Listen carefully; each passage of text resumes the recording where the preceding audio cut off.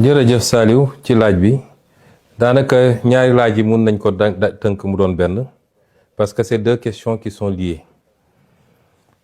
Pastef mooy parti bi nga xam ne moom moo conquérir le pouvoir donte ba mu koy conquérir dissoudre nañ ko te loolu di wane rek doole ak capacité parti boobu donte biñ koy conquérir dissoudre nañ ko juridiquement. waaye ñëpp xamoon nañ ni factuellement il y a pas un parti plus existant et plus vivant que Pastef kon Pastef moo conquérir pouvoir bi ànd ceeg ay alliés waaye boo doon jël nu mu tudd 100 jàpp naa ni 90 yi wala lu ko ëpp Pastef la moom moo conquérir pouvoir bi moo tax Pastef moo war a nekk au cœur de la gouvernance parti bi conquérir pouvoir bi ku yaakaar ne mën nga gouverner sans ce parti là da ngay wax lu la neex mais mënul ne te malheureusement am na ñoo xam ne loolu la ñuy dox loolu la ñu essayé gëmloo ay nit ne leen on peut faire sans Pastef. Pastef est au cœur de la gouvernance par ñii nga xam ne moo ŋànk nguur gi parce que ki jiite réew mi di président Diomaye ba léegi dafa revendiquer ni Pastef la bokk loolu la revendiquer. kii premier ministre moo jiite Pastef li ëpp ci ministre yi Pastef la ñu bokk député ya la ci ëpp Pastef la ñu plus de 80% de l'Assemblée Pastef la ñu kon loolu kan moo xalaat ni mën nañu gouverner réew mi sans Pastef mu des nag lan mooy impact Pastef ci gouvernance bi man de tant que je serai premier ministre la gouvernance va refléter le combat de Pastef xeex bu mu jar nañ ko xeex ci biir la gouvernance va refléter lépp loo xam ne jàpp naa ni lii bokkul ak di taxaw ñuy xeex dinaa ne déet bu tëdd ci suuf te su ma ko mënee bloqué ko su ma ko mënee delloo ko tant que je serai premier ministre moo tax ma ne ñaari dafa lënkaloo lan mooy avenir u Ousmane Sonko dans le gouvernement. Man, je vous ai toujours dit que je ne me focalise pas sur un poste particulier am na ñoo xam ne tey su bëggoon jot li ñuy dox mooy nu ñuy fexee ba Ousmane Sonko bañ a nekkati premier ministre parce que fileeg maa ngi fi la ñu bëgg mu yomb ci ñoom ay lobby la ay ba ci suñu biir ba suñu biir ma wax leen ko am na ñoo xam ne tey seen pexe su ba ngoor mu doon jot mooy dañuy dem sax di déyaate di wax lu ne waaye nañu fexe moom comme affaire am dafa métti mbir mi dafa dëgër et cetera dafa mel ni moom mooy président balaa may dee ñu ne premier ministre super fort man je suis pas un premier ministre super fort man maay le premier ministre bi gën a néew pouvoir dem leen ngeen jël le décret de répartition des services bu Abdallah Boun Dionne ak ñi ko jiitu ci premier ministre ba bi ñuy tas primature parce que bi ñu dellu see primature jotuñoo def yooyu donc sooy jël baromètre da nga koy jël foofu di ngeen gis ni maa gën a néew ay pouvoir ci premier ministre yi fi jaar bëri na ay services yoo xam ne mi nga woon primature tey ma nga présidence de la république réclamé wu ma ko parce que man xëccoo ma pouvoir la primature n'est pas forte parce que dañ maa jox ay super pouvoir la primature est forte parce que man maa fa nekk dafa am loo xam ne je le dis avec toute l'humilité nit ki ni ngay solee yére biñ la ñawal mooy jox valeur yére boobu man awma plus de pouvoir que premier ministre fi jaaroon ñoom ñoo ma ëppoon pouvoir dans les textes waaye man lu may def dama koy mat ba mu mat sëkk man duma koo xam ne dañ lay jox nga nekk fii di dammayloo sax oui monsieur nangam déedéet damay def li ma war a def président jox naa ko cër ba mu mat sëkk moom mooy président de la république lu mu wax ma ne ko son excellence monsieur le président de la république waaye ni mu amee ay pouvoir ci constitution noonu la amee ay pouvoir ci constitution man tam nit ñi dañoo foog ni premier ministre benn appendice la déedéet constitution da ko jox pouvoir il est le chef de l'administration il est le chef du gouvernement et il conduit la politique de la nation loolu kan moo ko ëpp cër lenn moo ci des mooy président moo yor décret mooy nommé bis bu ma woowee ne ma bëggatuma nga nekk premier ministre ma dellu toog mais je suis le premier ministre du Sénégal te dama koy xool leen premier ministre France wala feneen ak feneen est-ce que xam ngeen ni en France le président n'a pas l'initiative de la loi c'est le premier ministre c'est le premier ministre qui définit la politique de la nation en France ñooñu ñoo ëpp pouvoir foofu ko suñu premier ministre yi am na ay réformes yu war a ñëw nee nañ dañuy changer lu bëri man réclamer mu benn pouvoir man li ma yor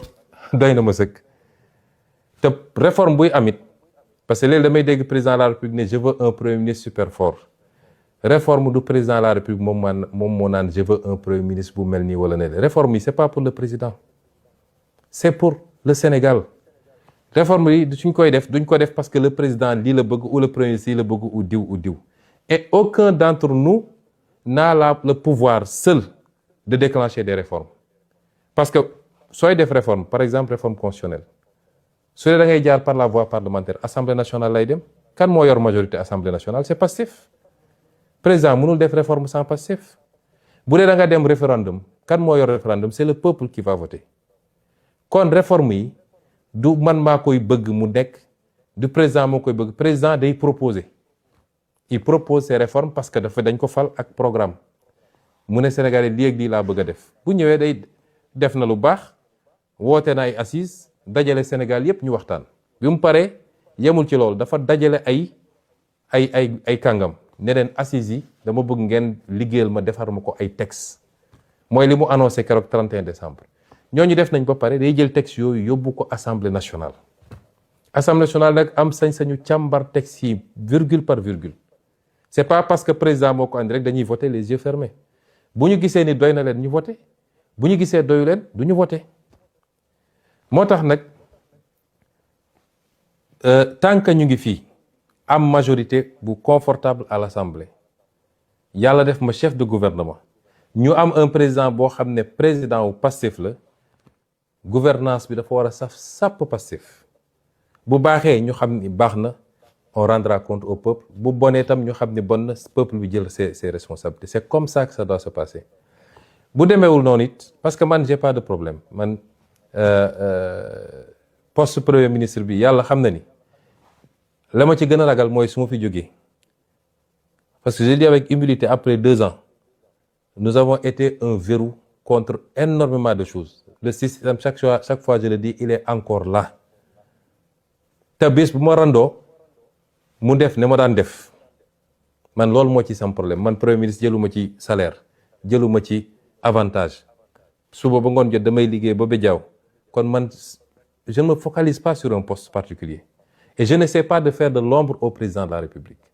le président de la République a son canal am ses attributions j'ai mes canaux kenn ku ne mën na exister sans pour autant que keneen ki bañ a exister su ñu jàppee ni pour que le président existe il faut que le premier ministre disparaisse foofu juum nañu chacun doit pouvoir exister de par les attributions qui sont les siennes mu mat ko sëkk def ko keneen ki jàppale ko ci mu réaliser li mu war a def et c'est comme ça que je vois les choses maintenant situation bi ni mu posé wu nii si le président est aligné à son parti le débat ne se pose pas si le président n'est pas aligné à son parti te ñu bokk di gouverner on est dans une situation que je qualifie moi de cohabitation douce une cohabitation douce parce que parti ba moo yor majorité assemblée nationale moom jusqu'à preuve du contraire moo yor premier ministre ba keroog président ne premier ministre bëggatuma kon suñu demoon ba bokkuñu gis-gis ci ñu war a yore réew mi on est dans une cohabitation douce raisonnable et raisonnée suñuy contradiction ñu koy gérer di essayer seet li nga xam ne mooy les convergences ñu dem bu rupture amee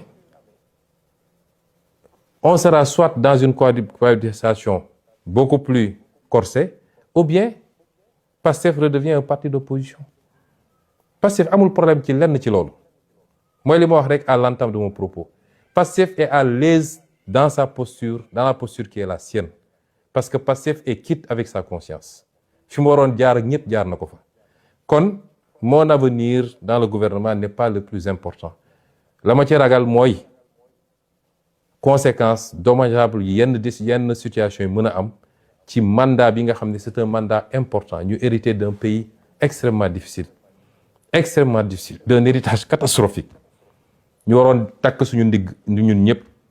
war a bañ a wone benn signe de dissension entre nous te population yi xaaruñu loolu ci ñun mais si on nous amène sur certains terrains on est obligé aussi de gérer parce que la ñu xeex ak l'intérêt de ce pays moo mag foofu suñu jëmm kenn ku nekk ci ñun moo xam président nga tudd lañ la woowee moo xam premier ministre lañ la woowee moo xam honorable député moo xam monsieur le maire la nga xam ne moo taxaw ñu xeex ba ay bakkan rot ci moo ëpp jëmm yooyu foofu moo ëpp sax république bi parce que république dafa war a nekk au service de cette vision et de cette cause pour qu'on réalise ce qu'on doit réaliser pour le peuple sénégalais ma jël question bi